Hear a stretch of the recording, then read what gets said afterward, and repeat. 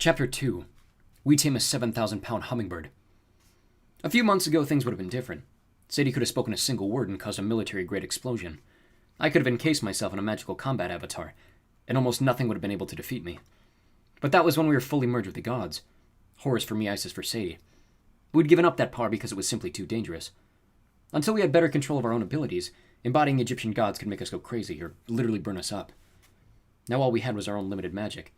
That made it harder to do important stuff, like survive when a monster came to life and wanted to kill us. The griffin stepped into full view. It was twice the size of a regular lion, its reddish-gold fur coated with limestone dust. Its tail was studded with spiky feathers that looked as hard and sharp as daggers. With a single flick, it pulverized the stone slab it had come from. Its bristly wings were now straight up on its back. When the griffin moved, they fluttered so fast they blurred and buzzed like the wings of the world's largest, most vicious hummingbird. The griffin fixed its hungry eyes on Sadie. White flame still engulfed her hand in the scroll, and the griffin seemed to take that as some kind of challenge.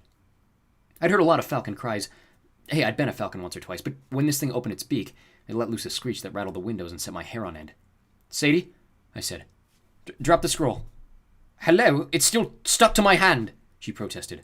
"And I'm on fire, did I mention that?" Patches of ghost fire were burning across all the windows and artifacts now. The scroll seemed to have triggered every reservoir of Egyptian magic in the room, and I was pretty sure that was bad. Walt and Jazz stood frozen in shock. I suppose I couldn't blame them. This was their first real monster. The griffin took a step toward my sister. I stood shoulder to shoulder with her and did the one magic trick I still had down. I reached into the duat and pulled my sword out of thin air. An Egyptian khopesh with a wickedly sharp hook-shaped blade. Sadie looked pretty silly with her hand on the scroll on fire, like an over-enthusiastic Statue of Liberty, but with her free hand she managed to summon her main offensive weapon, a 5-foot-long staff carved with hieroglyphs. Sadie asked, "Any hints on fighting griffins?" "Avoid the sharp parts?" I guessed. "Brilliant, thanks for that." "Walt," I called, "check those windows. See if you can open them." But they're cursed." "Yes?" I said. "And if we try to exit through the ballroom, the griffin will eat us before we get there." "I'll check the windows." "Jazz," I said, "help Walt." "Those markings on the glass," Jazz muttered. I've seen them before." "Just do it," I said.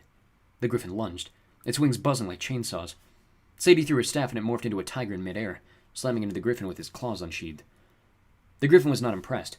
It knocked the tiger aside, then lashed out with unnatural speed, opening its beak impossibly wide. Snap! The griffin gulped and burped, and the tiger was gone. "That's my favorite stuff," Sadie cried. The griffin turned its eyes on me. I gripped my sword tight. The blade began to glow. I wished I still had Horus's voice inside my head, egging me on. Having a personal war god makes it easier to do stupidly brave things. "Walt!" I called. "How's it coming with that window?" "Trying it now," he said. "Hold on," Jazz said nervously. "Those are symbols of Sekhmet. Walt, stop!" Then a lot of things happened at once.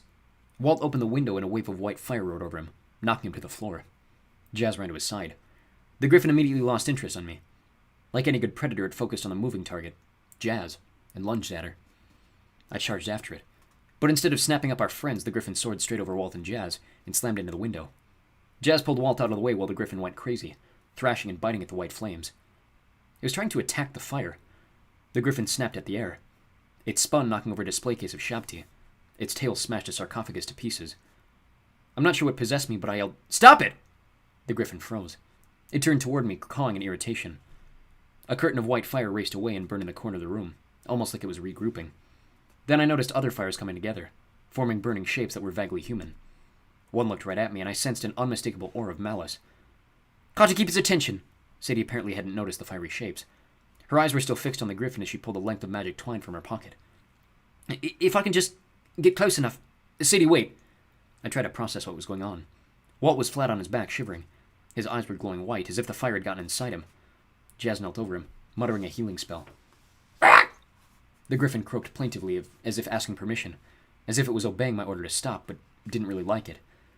The fiery shapes were getting brighter, more solid. I counted 7 blazing figures, slowly forming legs and arms. 7 figures. Jazz had said something about the symbols of Sekhmet. Dread settled over me as I realized what kind of curse was really protecting the museum. The griffin's release had just been accidental. It wasn't the real problem. Sadie threw her twine. "Wait!" I yelled, but it was too late. The magic twine whipped through the air, elongating into a rope as it raced toward the griffin. The griffin squawked indignantly and leapt after the fiery shapes. The fire creatures scattered, and a game of total annihilation tag was on. The griffin buzzed around the room, its wings hung. Display cases shattered. Mortal alarms blared. I yelled at the griffin to stop, but this time it did no good. Out of the corner of my eye, I saw Jazz collapse, maybe from the strain of her healing spell. "Sadie!" I yelled. "Help her!" Sadie ran to Jazz's side. I chased the griffin. I probably looked like a total fool in my black pajamas with my glowing sword, tripping over broken artifacts and screaming orders at a giant hummingbird cat. Just when I thought things couldn't get any worse, half a dozen party guests came around the corner to see what the noise was all about. Their mouths fell open. A lady in a peach-colored dress screamed. The 7 white fire creatures shot straight through the wedding guests, who instantly collapsed. The fires kept going, whipping around the corner toward the ballroom. The griffin flew after them. I glanced back at Sadie, who was kneeling over Jazz and Walt. "How are they?" "Walt is coming around," she said. "But Jazz is out cold." "Follow me when you can. I think I can control the griffin." "Carter, are you mad? Our friends are hurt, and I've got a flaming scroll stuck to my hand. The window's open. Help me get Jazz and Walt out of here." She had a point. This might be our only chance to get our friends out alive. But I also knew what those 7 fires were now, and I knew that if I didn't go after them, a lot of innocent people were going to get hurt.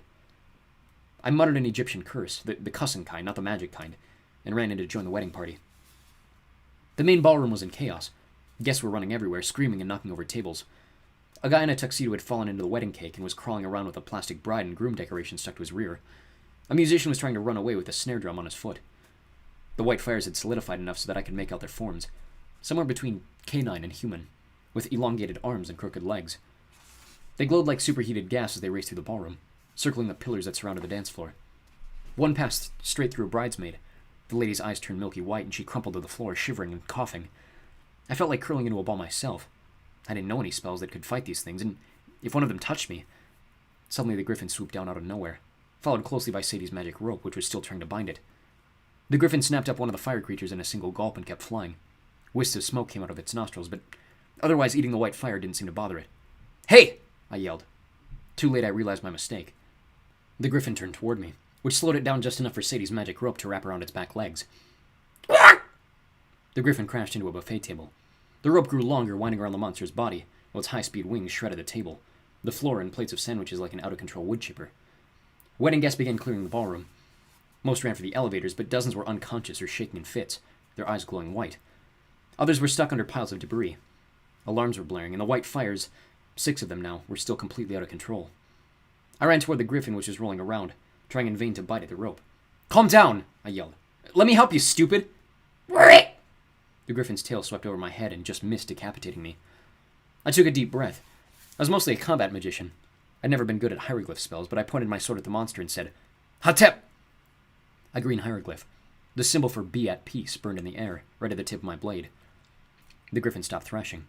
The buzzing of its wings slowed. Chaos and screaming still filled the room, but I tried to stay as calm as I approached the monster. "You recognize me, don't you?"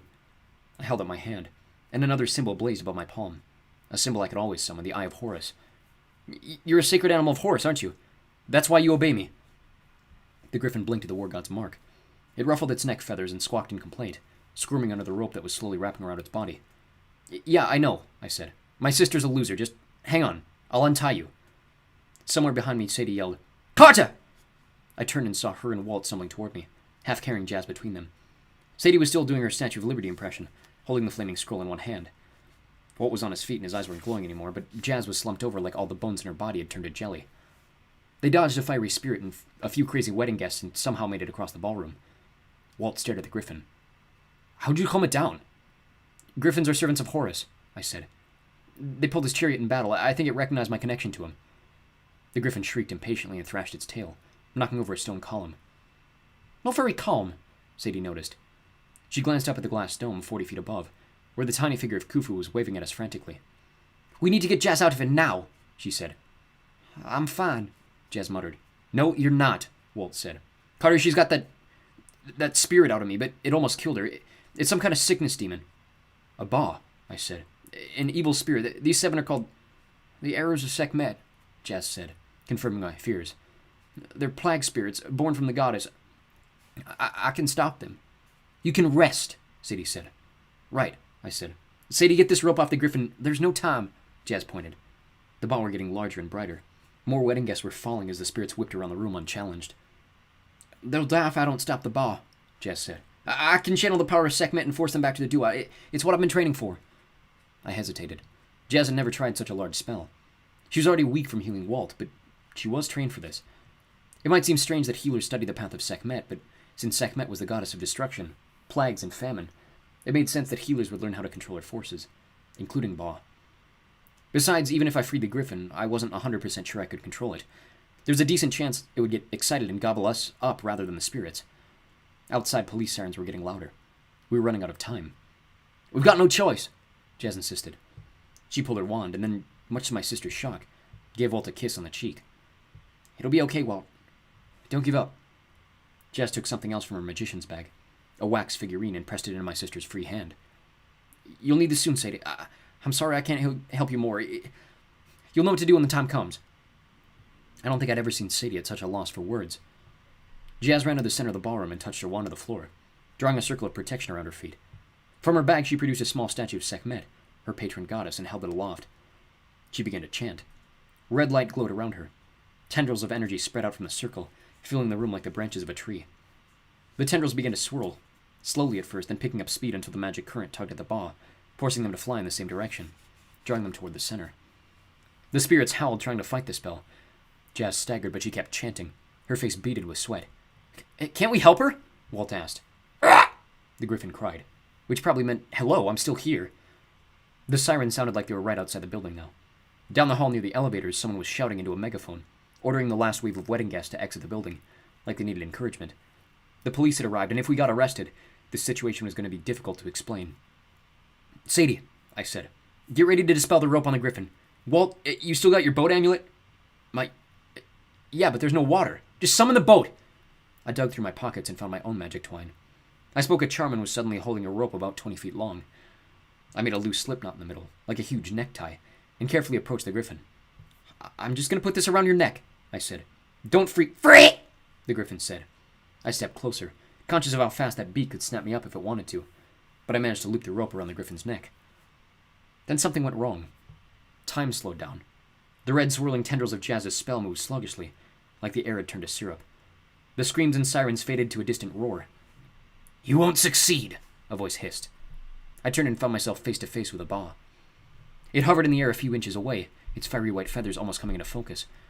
It seemed to smile, and I could swear I'd seen its face before. "Chaos is too powerful, boy," it said. "The world spins beyond your control. Give up your quest." "Shut up," I murmured, but my heart was pounding. "You'll never find her," the spirit taunted. "She sleeps in the place of red sand, but she will die there if you follow your pointless quest." I felt like a tarantula was crawling down my back. The spirit was talking about Zia Rashid, the real Zia, who I've been searching for since Christmas. "No," I said. "You're a demon, a deceiver." "You know better, boy. We've met before. Shut up!" I summoned the Eye of Horus, and the spirit hissed. Time sped up again. The red tendrils of Jazz's spell wrapped around the Ba and pulled it screaming into the vortex. Sadie was playing defense, swatting at the Ba with her flaming scroll whenever they got close. No one else seemed to have noticed what just happened. Walt set his boat amulet on the ground and spoke the command word. In a matter of seconds, like one of those crazy expand-in-water sponge toys, the amulet grew into a full-size Egyptian reed boat, lying across the ruins of a buffet table. With shaking hands, I took the two ends of the griffin's new necktie and tied one end to the boat's prow and one to the stern. "Kata, look!" Sadie called. I turned in time to see a flash of blinding red light. The entire vortex collapsed inward, sucking all 6 Ba into Jazz's circle. The light died. Jazz fainted, her wand and the Sekhmet statue both crumbling to dust in her hands. We ran to her. Her clothes were steaming. I couldn't tell if she was breathing. "Get her into the boat," I said. "We have to get out of here." I heard a tiny grunt from far above. Khufu had opened the dome. He gestured urgently as searchlights swept the sky above him. The museum was probably surrounded by emergency vehicles. All around the ballroom, afflicted guests were starting to regain consciousness. Jazz had saved them, but at what cost? We carried her to the boat and climbed in. "Hold on tight," I warned. "This thing is not balanced. If it flips—" "Hey!" a deep male voice yelled behind us. "What are you— Hey, stop!" "Sadie, rope now," I said. She snapped her fingers, and the rope entangling the griffin dissolved. "Go!" I shouted. "Up!" "Free!" The griffin wrapped its wings. We lurched into the air, the boat rocking crazily, and shot straight for the open dome. The griffin barely seemed to notice our extra weight. It descended so fast Khufu had to make a flying leap to get on board. I pulled him into the boat, and we held on desperately, trying not to capsize. "Ah!" Khufu complained. "Yeah," I agreed. "So much for an easy job." Then again, we were the Kane family. This was the easiest day we were going to have for quite a while. Somehow our Griffin knew the right way to go. He screamed in triumph and soared into the cold, rainy night. As we flew toward home, Sadie's scroll burned brighter. When I looked down, ghostly white figures were blazing across every rooftop in Brooklyn. I began to wonder exactly what we'd stolen. If it was even the right object, or if it would make our problems worse. Either way, I had a feeling we'd be pushing our luck too far.